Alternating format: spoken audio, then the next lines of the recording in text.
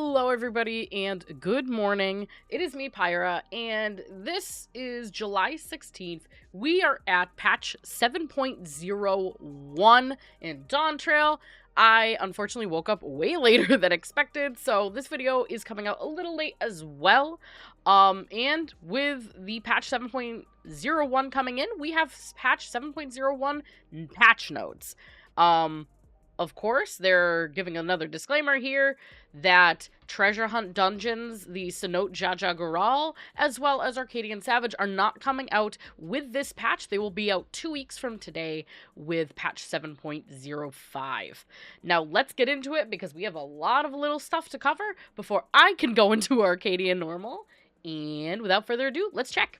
So the first is playable content. Like I said, I am ready to go into Arcadian Normal. Chronicles of a New Era quest have been added for the Arcadian. If you haven't seen any of these stuff before, just know that it's looking to be kind of like a wrestling arena-esque type of raid series. I'm excited to see what that exactly entails and how that looks. You can start the quests out in Solution 9, but of course you have to complete the full MSQ of Dawntrail, so before you can even touch this, make sure that the Dawntrail is fully completed. There will be multiple quests going through unlocking all of the Arcadian. And now the next little section they have here is housing in Manderville Gold Saucer. We have new Orchestrion roles and Triple Triad cards, probably in part to everything that we're seeing coming in with Arcadian. The next major section is battle system. So as I made a video yesterday, there are going to be a bit of tweaks and adjustments to all these jobs below. The tanks, they're pretty much mostly just about the enmity increased. Total Eclipse and Prominence for Gladiator is having additional effect at increased enmity. Marauder / Warrior is getting enmity increases as well. Primal Rend is going to have a reduced effect duration from 30 seconds to 20 seconds. And Primal Ruination potency has been increased from 740 to 780. Dark Knight, it's all just increased enmity. Gunbreaker, again, a few of its actions, increased enmity.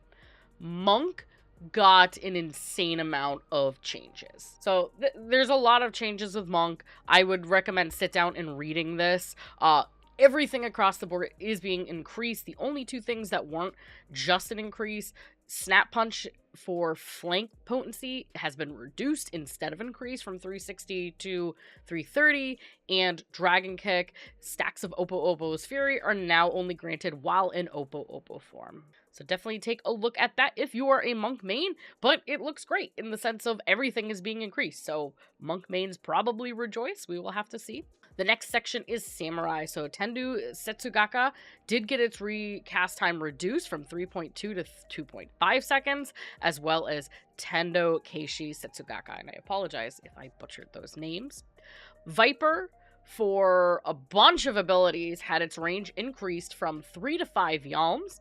Black Mage, my baby Black Mage, this is only gonna really help if you're going into older content on Black Mage, but Umbral Soul, the action Umbral Soul, is now acquired at level 35 instead of level 76, like we saw when it was first entered to the game. This should hopefully help players that are going through older dungeons or older content so that they are able to get their MP back up. Red Mage Manification effect duration has been increased from 15 to 30 seconds, so a full double time for Manification. And the last job-specific change is for Astrologian. So we know that Astrologian's burst wasn't very good. What they ended up doing, Light Speed, is now a charge action with maximum of 2 charges. Recast time has been reduced from 90 to 60 seconds. And the Astral and Umbral draws have been reduced from 60 to 55 seconds. And then the only other change for them is Macrocosmos has been increased potency from 250 to 270. So a lot of little changes. Monk really got the bulk of that. Monk just got buffed everywhere. So I'm excited to see what else goes further. I'm actually curious why they didn't fix Pictomancer yet, but I know that they have intentions to fix that in patch 7.05, so we will just have to see in the future. Now, the one last note that they had at the bottom is regarding Raptor's Fury and Coral's Fury. So the maximum stacks have been reduced by 1 for each ability. Now, the next thing, which is super exciting for me when it comes to this, new raid dungeon. They're calling it AAC. I'm very shocked. I know the community has called it a bunch of things, ARC or R, but AAC light heavyweight tier has been added, and of course it looks like a big wrestling ring with an arena in the background. You have to be level 100 to do this. Of course, like I mentioned before, you have to have the completed Dawntrail MSQ in order to even step foot in the ring, and your item level will need to be 685 or higher. Now, when you complete everything for this, remember the reset is back on. Every time we get a new raid series, the loot will drop, and you will only get a chance on getting 1 piece of gear per fight per week. So keep that in mind. I know, especially for any of you new raiders, it might get a little exciting when you see the gear. However, please do me a favor and just remember this one thing, that you will only get 1 piece of gear per fight per week, and that reset is at Tuesdays at 1 a.m. Pacific Standard Time. Now, it won't be maybe until next week. I am making a kind of new player Savage guide and tips for people coming into Savage for their first time in Dawntrail. Keep an eye out for that. Definitely subscribe to the channel if you want to see information like that. But what I recommend quick as kind of like a little off the patch notes thing, as someone who's raided for over 7 years now, go, before you even touch foot into the fights themselves, go to Solution 9 and look for the gear. There should be someone there that has the gear, and then that way you can look at the stats and kind of figure out what you want before you roll on any items in the duties themselves. Now, along with the normal loot that you can receive from each of the 4 normal raids, there will also be a light heavy holo blade once per week, and so you will be able to gather these once per week race when you finish the final of the 4, and that can be turned in for a weapon 2 weeks after patch 7.1. So once you get enough for those, you can turn them in for a weapon at patch 7.05. And so for the next section that they had, of course, they're just calling the raids what they are: AAC Light Heavyweight M1 through 4. The following additions or adjustments have been to Mentor Roulette. Of course, with new normal raids, they're going to have new requirements on Mentor Roulette, so these have been added. The average item level requirement for Duty Roulette Mentor has now been increased from 670 to 685 because we have better gear in the game. Stone Sky Sea is also going to have some AAC light heavyweight options in there. And then this I wasn't expecting, but this I think is pretty good. So a new target ring has been added for bosses with directional disregard. So this enemy target ring is going to take a new shape in order to just let you know and indicate that directional requirements do not need to be met. So if there are any melee players specifically that are trying to figure out when directionals are needed or not, this is going to be the new ring. It just means you can ignore every directional at that point. So just keep an eye out for that in content as well. Now, the next big section is items. Of course, with new raid, we get new items. And glam, I mean, I guess technically it's better gear, but let's just look at the fact that it's also the true endgame glam. So, a lot of really cool things here. It looks like a lot of that kind of old school leather wrestling garb. Like, I grew up with WWE, the WWF technically. That was in my household every single night it was available. So this very much reminds me of like even in the middle, this is like a cane. So you kind of have like that old school wrestling garb. You can definitely look at all of that in game.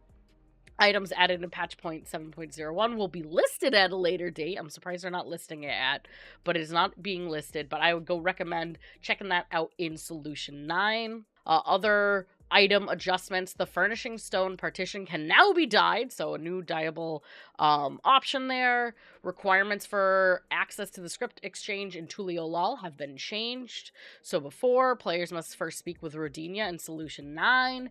Now, Players must first complete the quest Go West Craftsman. So they are changing that so that you don't have to go speak to Rodinia yet. Another item added, the last item added, is just new minions. They didn't tell us what, but new minions have been added to the game.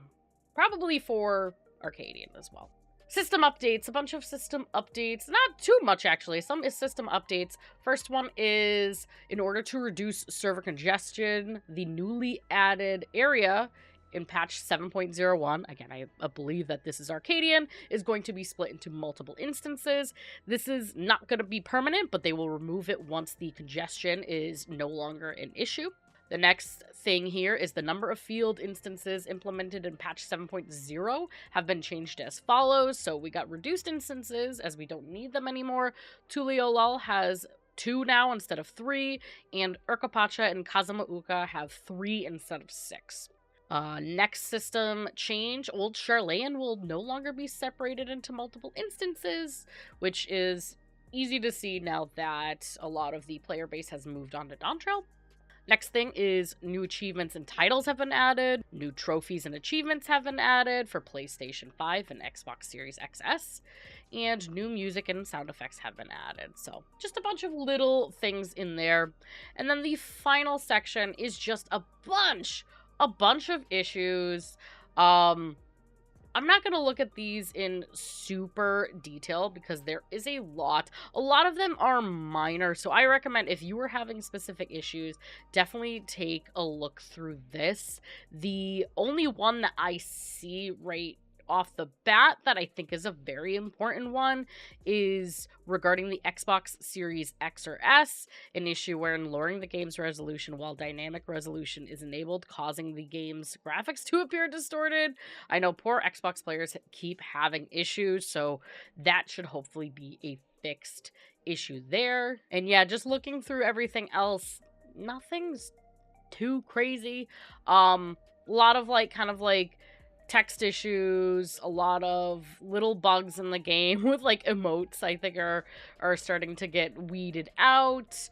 Oh, actually right here, they didn't put this in the jobs, and I'm honestly shocked that they didn't put this in the jobs, but they did actually fix Picto a little bit. So they were saying that players could manually disable the effects Subtractive Palette, Aether Hues, and Aether Hues 2. They did fix this. So I don't know why they didn't put that in the jobs. However, it is down here. That is no longer a thing anymore. So that was a bug of the system. That wasn't really something that they were trying to change because it was overpowered or something. That was actually not supposed to happen. So that has been fixed as well. And so, as far as the patch notes concerned, that is pretty much it.